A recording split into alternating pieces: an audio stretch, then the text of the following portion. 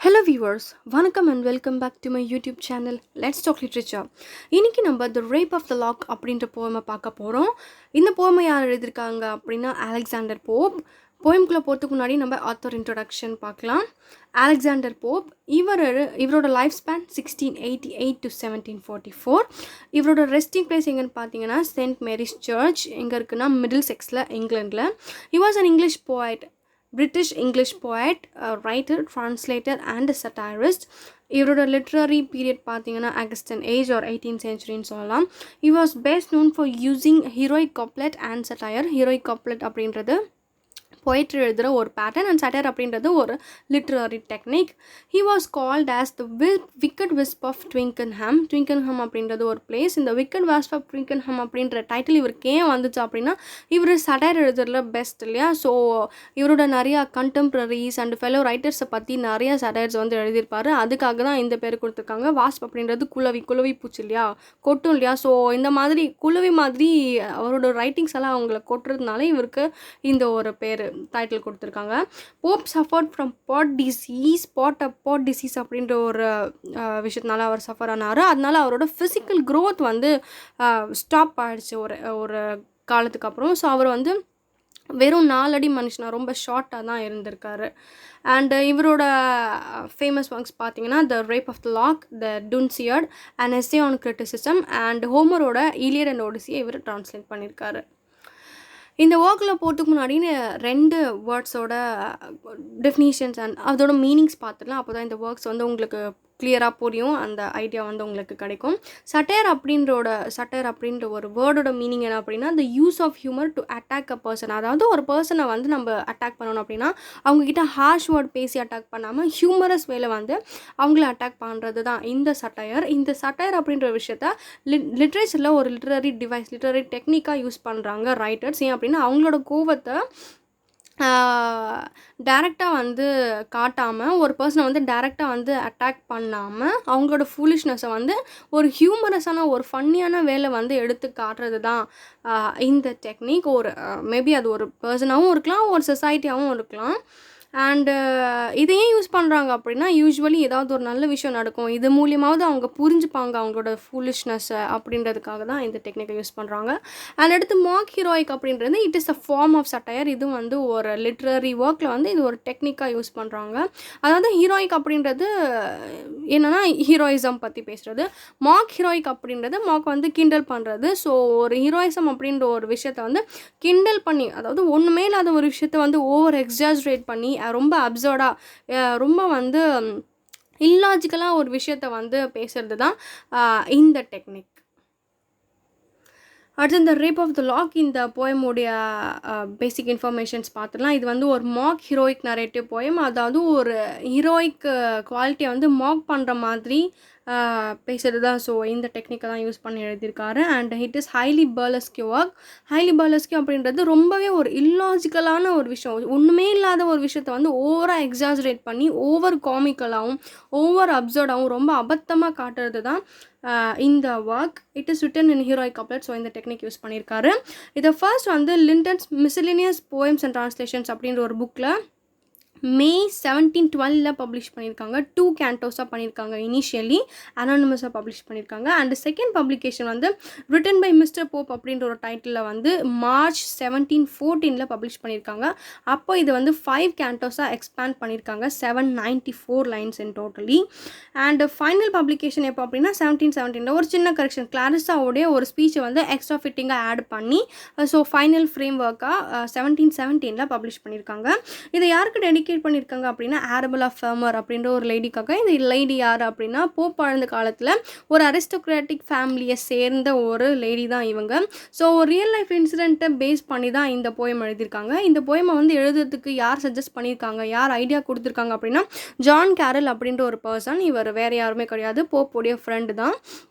So இவர் experience இவர் பார்த்த ஒரு ஈவெண்ட்டை தான் வந்து போப் கிட்ட இந்த மாதிரி ஒரு சட்டையராக எழுத சொல்லியிருக்காரு. அதாவது ஆரபெல்லா ஃபர்மர் அப்படின்றது ஒரு அரிஸ்டாக்ராட்டிக் ஃபேமிலியை சேர்ந்த ஒரு பொண்ணு. ஸோ இவங்களோட லாக் ஆஃப் ஹேர் ஒரு ஒரு போர்ஷன் ஆஃப் ஹேரை வந்து லார்ட் பீட்டர் அப்படின்ற இன்னொரு அரிஸ்டோக்ராட்டிக் ஃபேமிலியை சேர்ந்த ஒரு பையன், ஒரு யங் மேன் வந்து கட் பண்ணிடுவார்.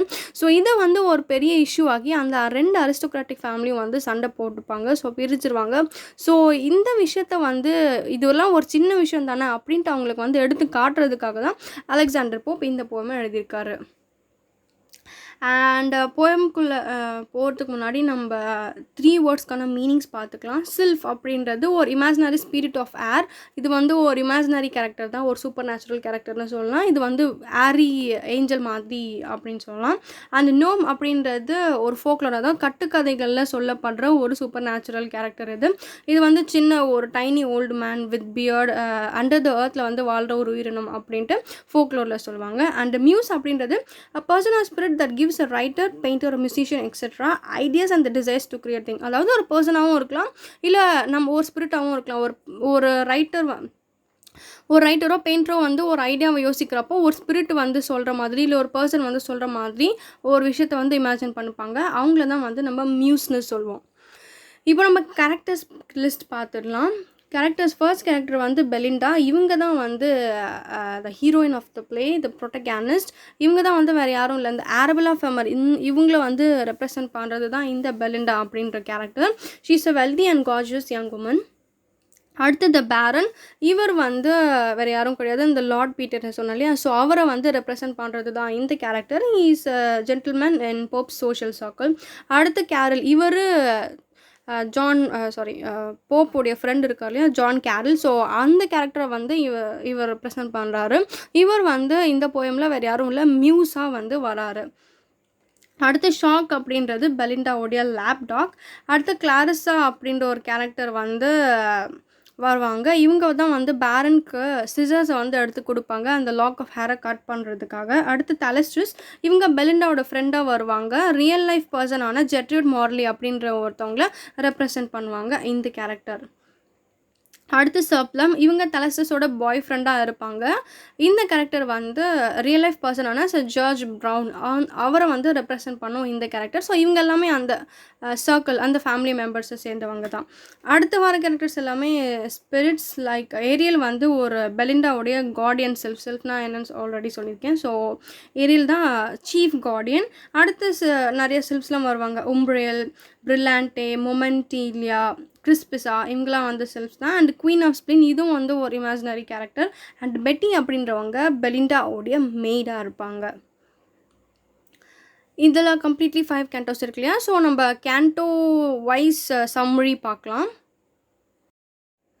இந்த மாதிரி நிறைய சம்மரிஸ் வேணும்னா இப்போவே நம்ம சேனலை சப்ஸ்கிரைப் பண்ணுங்கள் அண்ட் பக்கத்தில் இருக்கிற பெல் ஐக்கனையும் கிளிக் பண்ணுங்கள்.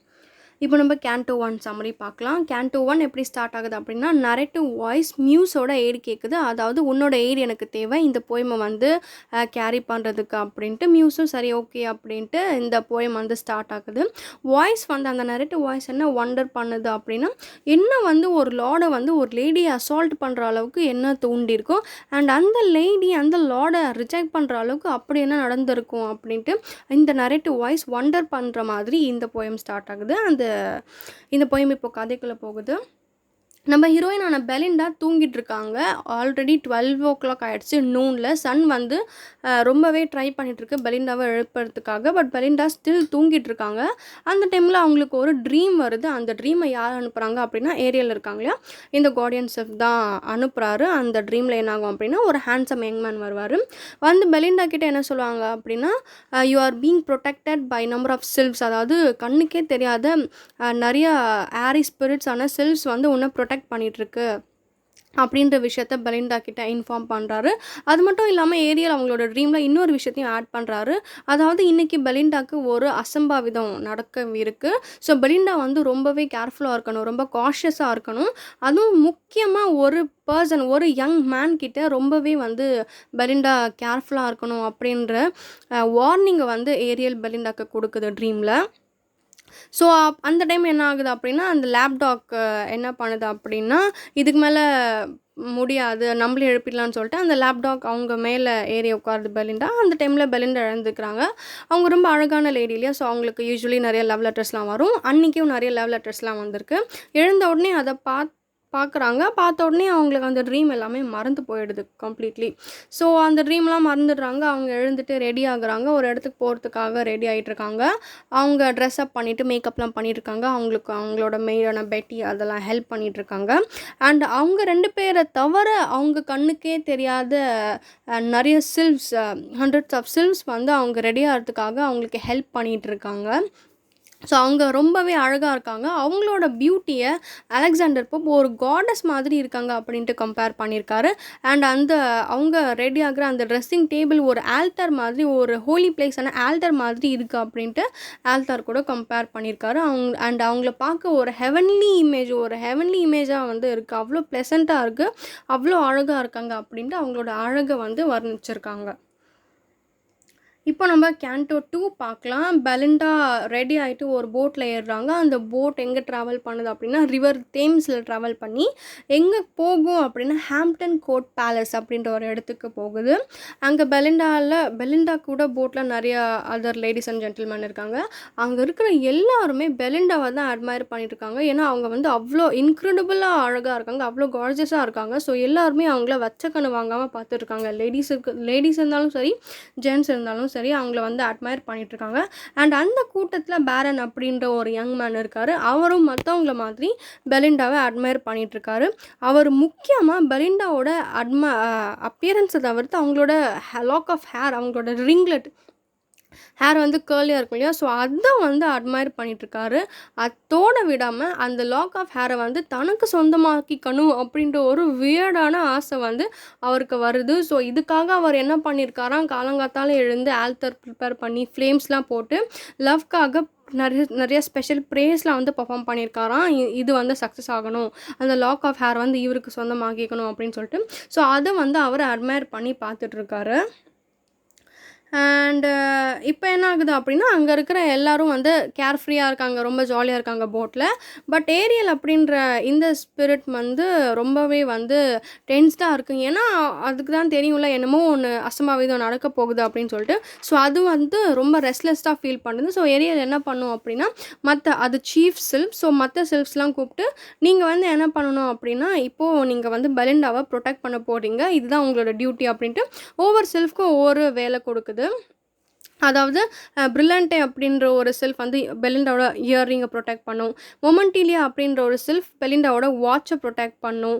அண்ட் ஏரியல் அப்படின்ற ஒரு செல்ஃப், ஏரியல் இவங்க தான் வந்து ஷாக்கை, இந்த லேப்டாக் இருக்காங்களே அவங்கள வந்து ப்ரொடெக்ட் பண்ணும். அண்ட் கிறிஸ்பிஸா அப்படின்ற ஒரு செல்ஃப் ஏரியல் பெலிண்டாவோடைய லாக்ஸை ப்ரொடெக்ட் பண்ணும். ஸோ இந்த மாதிரி ஒவ்வொரு செல்ஃப்க்கும் ஒவ்வொரு வேலையை பிரித்து கொடுக்குறாங்க. அண்ட் பெலிண்டா ஒரு பெரிய ஃப்ராக் மாதிரி போட்டுப்பாங்க, பெட்டிக்கோட்.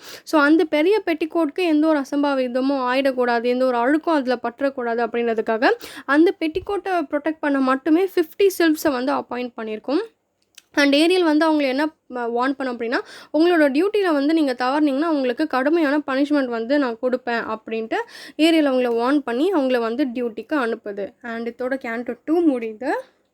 கேண்டோ 3 எப்படி ஸ்டார்ட் ஆகுது அப்படின்னா அந்த பிளேஸ்க்கு போயிடுறாங்க. அவங்க ஹாம்ப்டன் கோர்ட் பேலஸ்க்கு போயிடுறாங்க. ஸோ அங்கே போய் அங்கே இருக்கிற லேடிஸ் அண்ட் ஜென்டில்மேன் எல்லாம் வந்து காசிப் பேசிட்டு சேட் பண்ணிவிட்டு இப்படியெல்லாம் இருக்காங்க. அங்கே பெலிண்டா ஓம்ப்ரர் அப்படின்ற ஒரு வந்து ஒரு கேமை விளையாட ஸ்டார்ட் பண்ணுறாங்க வித் 2 other men. ஸோ 3 பேர் விளையாடுற கேம் அது. அவங்க யார், பெலிண்டா கூட வந்து பேரன் அந்த ஜென்டில்மேன் இருக்காரு. ஸோ அவரும் வந்து விளையாடிட்டுருக்காரு. பெலிண்டா வந்து இனிஷியலி ரொம்பவே சூப்பராக விளையாடிட்டுருப்பாங்க, அவங்களோட சைடு எல்லாமே விக்ட்ரி இருக்கும். பட் போக போக அவங்க வந்து பெலிண்டா வந்து ரொம்ப தோக்குற மாதிரி ஆகிடும், பேரன் ஜெயிக்கிற மாதிரி ஆகிடுவார். But at the very last மொமெண்ட்டில் வந்து பெலிண்டா அந்த கேமை வின் பண்ணிடுறாங்க, பேரன் வந்து தோத்துடுறாரு. ஸோ இந்த சந்தோஷத்தில் பெலிண்டா வந்து ரொம்ப ஹாப்பியாக இருக்காங்க. பேரன் வந்து கொஞ்சம் அப்செட் ஆயிட்டாரு. அப்போது காஃபி வந்து சர்வ் பண்ணுறாங்க எல்லாருக்கும். அந்த காஃபியோட ஹாட் ஸ்டிம் பேரனுக்கு என்ன ஞாபகப்படுத்துது அப்படின்னா, "நீ இங்க வந்து எதுக்காக வந்திருக்க? அந்த லாக் ஆஃப் ஹேரை உனக்கு சொந்தமாக்கிக்க தான் வந்திருக்க. So you should get into that process" அப்படின்ட்டு அந்த காஃபி ஸ்டீம்ஸ் அவரை ரிமைண்ட் பண்ணுது. ஸோ அதுக்காக பேரன் ப்ரிப்பேர் ஆயிட்டுருக்காரு. அந்த டைமில் கிளாரிஸா அப்படின்ற ஒரு லேடி வந்து பேரனுக்கு சிசர்ஸ் எடுத்து கொடுக்குறாங்க. என்னமோ அவர் வாருக்கு போகிற மாதிரி இவங்க வந்து கத்தி எடுத்து கொடுக்குற மாதிரியும் இவங்க வந்து சிசர்ஸ் எடுத்து கொடுத்து பேரனை வந்து பூஸ்டப் பண்ணிகிட்ருக்காங்க அந்த லாக் ஆஃப் ஹேரை கட் பண்ணுறதுக்காக. ஸோ பேரனும் சரி எப்படியாவது நம்ம கட் பண்ணி நமக்கு சொந்தமாக்கிக்கலாம் அப்படின்ட்டு நிறைய ஒரு 3-4 அட்டெம்ப்ட்ஸ் பண்ணுறாரு. பட் எல்லாமே வந்து ஃபெயிலியர் ஆகிடுது. ஏன்னா அந்த சில்ப்ஸ் கண்ணுக்கு தெரியாத சில்ப்ஸ் தான் ப்ரொடெக்ட் பண்ணிட்டுருக்காங்களே. ஸோ அவங்க வந்து எப்படியாவது பெலிண்டாவை மூவ் பண்ண வச்சு திரும்ப வச்சு சேவ் பண்ணிடுறாங்க. அந்த டைமில் ஏரியல் என்ன பண்ணுது அப்படின்னா, அவங்களோட பெலிண்டாவோட பிரெயினுக்கு வந்து ஆக்சஸ் வாங்கிறதுக்காக ட்ரை பண்ணி ஆக்சஸ் கிடச்சிடுது பெலிண்டாவோட பிரெயினுக்கு. ஏன் அப்படின்னா அவங்கள வந்து வார்ன் பண்ணுறதுக்காக. பட் அங்கே போய் பார்த்தா தான் தெரியுது பெலிண்டாவுக்கு வந்து வேறு தாட்ஸ் வந்து இருக்குது. அவங்களுக்கும் வந்து ஒரு ஆண் மேலே ஆசைகள்லாம் இருக்குது, இந்த மாதிரி விஷஸ்லாம் இருக்குது அப்படின்றது ஏரியலுக்கு தெரிய வருது. இதை தெரிஞ்ச உடனே ஏரியலுக்கு கொஞ்சம் ஷாக் ஆகிடுது. ஸோ அவர் வந்து அவரோட டியூட்டியை வந்து கிவ் அப் பண்ணிடுறாரு. அவரோட ப்ரொடெக்ஷனை வந்து விட்டுடுறாரு. ஸோ சீஃபே வந்து விட்டப்போ மற்ற சில்ப்ஸும் கொஞ்சம் டிஸ்ட்ராக்ட் ஆகிடுறாங்க. அந்த டைமில் பேரன் கரெக்டாக ஒரு அட்டெம்ப்ட் பண்ணி அந்த லாக் ஆஃப் ஹேரை கட் பண்ணிடுறாரு. அந்த கட்டிங் டைமில் அந்த 2 சிசர்ஸ்க்கும் நடுவில் இந்த கிறிஸ்பிஸா அப்படின்ற சில்ப் தான் அங்கே இருக்கும். ஸோ அது வந்து போய் மாட்டி அதுவும் வந்து கட் ஆகிடுது, 2 பீசஸாக கட் ஆகிடுது. பட் ஹவர் அது வந்து ஒரு ஆரி ஸ்பிரிட்லையாக திருப்பி ஜாயின் ஆகிடுது. பட் இந்த ஹேரை வந்து இந்த லாக் ஆஃப் ஒரு சைட் ஆஃப் ஹேரை வந்து பேரன் சக்ஸஸ்ஃபுல்லி கட் பண்ணிவிட்டு அவர் சந்தோஷத்தில் கூச்சலிட்டு இருக்காரு. இதை பார்த்து பெலிண்டா பயங்கரமாக ஷாக் ஆகி அவங்க வந்து கோவத்தில் கத்திட்டு இருக்காங்க. அந்த இடமே வந்து இவங்களோட கூச்சல்னால அதிர்ந்து போகுது. இப்போது கேண்டோ 4 பெலிண்டா அவங்களோட வீட்டுக்கு வந்துட்டாங்க. அவங்க வந்து ரொம்ப கோவமாகவும் ரொம்ப சோகமாகவும் இருக்காங்க. ஏன்னா அவங்களோட ஹேரை வந்து அவங்க பறி கொடுத்துட்டாங்க இல்லையா. ஸோ இந்த சில்ப்ஸ் எல்லாம் வந்து நம்மளோட வேலை வந்து முடிஞ்சுது, நம்ம வந்து நம்மளோட வேலையை செய்ய தவறிட்டோம் அப்படின்ட்டு டிஸப்பாயின்ட்மெண்ட்டோட அவங்களோட டியூட்டியை விட்டு கிளம்புறாங்க. அப்போது இந்த எர்த்லி நோமான உம்ரேல் வருது. வந்து அந்த ஸ்ப்ளீன் இருக்கும் இல்லையா. ஸோ அந்த கேவ் ஆஃப் ஸ்ப்ளீனுக்கு போய் குவீன் ஆஃப் ஸ்ப்ளீன் கிட்ட சில பேக்ஸ் வந்து வாங்கிட்டு வருது. அதில் என்னென்ன இருக்கும் அப்படின்னா இந்த இமோஷன்ஸ், அதாவது சைன்ஸ், சாரோஸ், டிஸ்பேர், அப்படி இந்த மாதிரி ஒரு சோகமான இமோஷன்ஸை பெலிண்டா மேலே திணிக்குது. அதனால பெலிண்டா இன்னும் வந்து ரொம்பவே டீப் தாட்ஸ்குள்ளே, டீப் சோகத்துக்குள்ளே போயிடுறாங்க. அந்த டைம் என்ன ஆகுது அப்படின்னா, அந்த தலஸ்டஸ் அப்படின்ற ஒரு லேடி வராங்க. இவங்களோட ஃப்ரெண்ட் வந்து அவங்கள அக்யாம்பனி பண்ணுறாங்க. அப்போ அந்த தலஸ்டஸ் என்ன சொல்கிறாங்க அப்படின்னா, நான் போய் என்னோட பாய் ஃப்ரெண்டான சப்ளம் கிட்ட பேசுகிறேன் அப்படின்னு சொல்லிட்டு அவங்க போய் சப்ளமாக மீட் பண்ணுறாங்க. அவங்க யாருன்னா தலஸ்டஸோட பாய் ஃப்ரெண்ட். ஸோ நீங்கள் போய் பேசுங்க, பேரனை கன்வின்ஸ் பண்ணி எப்படியாவது அந்த லாக் ஆஃப் ஹேரை வாங்கிட்டு வாங்க அப்படின்ட்டு இவங்க பேசுகிறாங்க. அது கொண்டு வந்தால் மட்டும் இவங்க என்ன ஒட்டியாக வைக்க போகிறாங்க. பட் ஸ்டில் அவங்க எப்படியாவது அந்த லாக் ஆஃப் ஹேரை வாங்கிடணும் அப்படின்ட்டு குறியாக இருக்காங்க. ஸோ சார் ப்ளம்மும் சரி நான் போய் பேசுகிறேன் அப்படின்ட்டு பேரன் கிட்ட அவர் சரியாக பேச மாட்டார், ஏனோ தானோன்னு பேசுவார். பேரன் சுத்தமாக கன்வின்ஸ் ஆக மாட்டார். அதெல்லாம் தர முடியாது, நீங்கள் கிளம்புங்க அப்படின்னு சொல்லிடுவார். ஸோ இந்த விஷயம் கேட்டதும் பெலிண்டாக்கு இன்னும் கோவம் வந்துடும். இன்னும் வந்து அவங்க வந்து ரொம்ப டிப்ரெஸ் ஆகிடுவாங்க. அப்போ தான் அந்த ட்ரீமில் அவங்களுக்கு வந்து ஞாபகம் வரும், அச்சோ எனக்கு வந்து வார்னிங் வந்துச்சு, நான் அதை வந்து கேர் பண்ணாமல் விட்டுட்டேன், அதனால தான் இவ்வளோ தூரம் ஆயிடுச்சு அப்படின்ட்டு அவங்க வந்து ரொம்பவே ரிக்ரெட் பண்ணிட்டு இருக்காங்க. இப்போ நம்ம ஃபைனல் கேண்டோக்கு வந்தாச்சு. பெலிண்டா அவங்களோட லாக் ஆஃப் ஹேரை பறி கொடுத்ததுக்காக ரொம்பவே அழுதுட்ருக்காங்க. அண்ட் அவங்களோட சேர்ந்து மற்ற லேடிஸும் பயங்கரமாக ஃபீல் பண்ணிகிட்ருக்காங்க. பட் இதெல்லாம் இவங்களோட கண்ணீருக்கெலாம் பேரன் அசர மாதிரியே தெரியல. பேரன் ரொம்பவே ஸ்டபனாக இருக்கார். லைக் இது என்னோட ப்ராப்பர்ட்டி, என்னோட திங், நான் வந்து விட்டு கொடுக்க மாட்டேன் அப்படின்ட்டு. அந்த டைமில் கிளாரிஸா வந்து ஒரு மாரல் ஸ்பீச் கொடுக்குறாங்க. அதாவது ஏன் வந்து இந்த சொசைட்டி விமனோடைய பியூட்டியை வச்சு அவங்கள வந்து ஜட்ஜ் பண்ணுது. பியூட்டியும் தாண்டி மனசு அப்படின்ற ஒரு விஷயம் இருக்குது. ஒரு பொண்ணு அழகாக இருந்து அவங்கள வந்து ஏஞ்சல்னு சொல்கிறாங்க. பட் யாருமே வந்து அவங்களோட குட் சென்ஸ், அவங்களோட மாரல் வேல்யூஸை வந்து யாருமே கன்சிடர் பண்ணுறதில்ல. பியூட்டி வந்து ஷார்ட் லிவ்டு தான். அதையும் தாண்டி வாங்க வந்து அவங்களோட மாரல் வேல்யூஸையும் பார்த்து அவங்கள ஜட்ஜ் பண்ணுங்க அப்படின்ட்டு ஒரு சூப்பர்பான ஸ்பீச்சை வந்து கிளாரிஸா கொடுத்துட்ருக்காங்க. பட் அந்த ஸ்பீச்சை அங்கே யாருமே கண்டுக்கிற மாதிரியே இல்லை. அவங்கள வந்து என்னமோ பேசிகிட்டு இருக்காங்க, வளரிட்டு இருக்காங்க அப்படின்ற மாதிரி தான் மற்ற லேடிஸ் எல்லாமே பார்க்குறாங்க. ஸோ இந்த லேடிஸ்லாம் என்ன டிசைட் பண்ணுறாங்க அப்படின்னா, இதெல்லாம் வேலைக்காகுது, நம்மளே போய் சண்டை போட்டு அந்த லாக் ஆஃப் ஹேரை வந்து எடுத்துகிட்டு வந்துடலாம் அப்படின்ட்டு பெலிண்டா, தலஸ்டஸ், மற்ற லேடிஸ்லாம் வந்து பிளான் பண்ணி டிசைட் பண்ணி அங்கேருந்து கிளம்புறாங்க. ஸோ அந்த இடத்துல வந்து இந்த லேடீஸ்க்கும் மென்க்கும் வந்து ஒரு ஃபைட் நடக்குது. ஃபைட் வந்து பயங்கரமா நடந்துட்டுருக்கு. ஃபைனலி அந்த ஃபைட்ல வந்து பெலிண்டா பேரனை தேடி அவங்க கிட்ட போய் சண்டை போடுறாங்க. அவங்க பேரன் மேலே வந்து மூக்குப்பொடியை வந்து தூவி ஒரு பின் எடுத்து அவங்க கழுத்தில் வச்சு பிளாக்மெயில் பண்ணுறாங்க. நீ வந்து ஸோ இந்த மூக்குப்பொடிலாம் தூண்டினோடனே அவருக்கு வந்து கொஞ்சம் தடுமாறிடுறாரு. இப்போ பெலிண்டா அவங்கள வந்து பிளாக்மெயில் பண்ணுறாங்க. என்னோட லாக் ஆஃப் ஹேரை வந்து கொடுக்குறியா இல்லை நான் பின் வச்சு உன்னை குத்திட்டேன் அப்படின்ட்டு பிளாக்மெயில் பண்ணுறாங்க. அங்கே தான் வந்து ஒரு பெரிய கலவரமே நடந்துட்டு இருக்குல்ல. ஸோ அந்த கலவரத்தில் அந்த லாக் ஆஃப் ஹேர் வந்து கண்டுபிடிக்கவே முடியாத அளவுக்கு தொலைஞ்சு போயிடுது. ஸோ அந்த ஒரு கேஆஸில் ஸோ இதை வந்து ரியலைஸ் பண்ணுறாங்க அங்கே இருக்கிற எல்லாருமே. பெலிண்டாவும் அதை ரியலைஸ் பண்ணிவிட்டு ரொம்பவே வந்து உடஞ்சி போயிடுறாங்க மனசளவில். அங்கே அப்போது இந்த மியூஸ் இருந்துட்டு என்ன சொல்கிறாரு அப்படின்னா, அதாவது அந்த கேரல் வந்து என்ன சொல்கிறார் அப்படின்னா, நான் வந்து அந்த ரிங்லெட் வந்து ஒரு ஹெவன்லி ஸ்பியர்ஸ்க்கு வந்து மேலே போய் ஒரு ஸ்டாராக வந்து மாறுறத நான் பார்த்தேன் அப்படின்னு சொல்கிறாரு. அதாவது இங்கேருந்து ஒரு it has been raised to the heavenly Spears to become a star அப்படின்ட்டு மியூஸ் சொல்கிறாரு. நான் அதை பார்த்தேன்ட்டு.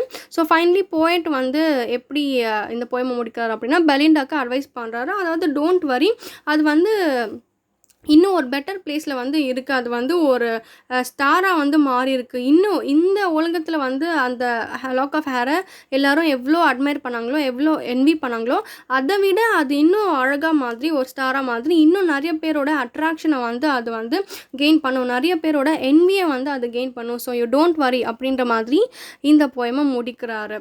ஸோ இவ்வளோ தான் இந்த போயம். இந்த போயம் எதுக்காக அப்படின்னு புரிஞ்சிருக்கோம். ஒன்றுமே இல்லை, ஒரு சின்ன விஷயம், ஒரு லாக் ஆஃப் ஹேரை அவர் வந்து அவரோட டிசைரே வந்து ரொம்ப அப்சர்டாக இருக்குது. ஏன்னா அந்த லாக் ஆஃப் ஹேரை வந்து அவர் எப்படி சொந்தமாக்கிப்பார், அதில் வந்து அவருக்கு என்ன கிடைக்க போகுது அப்படின்ட்டு தெரியல first of all. And second thing, அது கட் பண்ணாலும் அது திருப்பி எப்படியாவது அது வாங்கி ஆகணும். ஏன்னா அது வாங்கினாலும் அது it's completely useless. But still அது வந்து வேணும் அப்படின்ட்டு இந்த லேடிஸ்லாம் வந்து சண்டை போடுறதுலாம் கம்ப்ளீட்லி இல்லாஜிக்கல் அண்ட் ரொம்பவே வந்து இதெல்லாம் ஒரு விஷயமா அப்படின்ற காமிக்கலான ஒரு விஷயமா இருக்குது. ஸோ இந்த விஷயத்தை புரிய வைக்கிறதுக்காக தான் அலெக்சாண்டர் போப் இந்த மாதிரி ஒரு சூப்பர்பான சாட்டையரை எழுதியிருக்காரு. இந்த பிளாட் உங்களுக்கு புரிஞ்சிருக்கும் அப்படின்னு நினைக்கிறேன். இதெல்லாம் இந்த ஒர்க்கில் உங்களுக்கு கிளியராக இருக்குது அப்படின்னா மறக்காமல் இந்த வீடியோக்கு ஒரு லைக் கொடுங்க. அண்ட் நம்ம சேனலை மறக்காமல் சப்ஸ்கிரைப் பண்ணுங்கள். அப்போ தான் இந்த மாதிரி நிறைய சம்மரிஸ் உங்களை வந்து சேரும். தேங்க்யூ ஃபார் வாட்சிங்.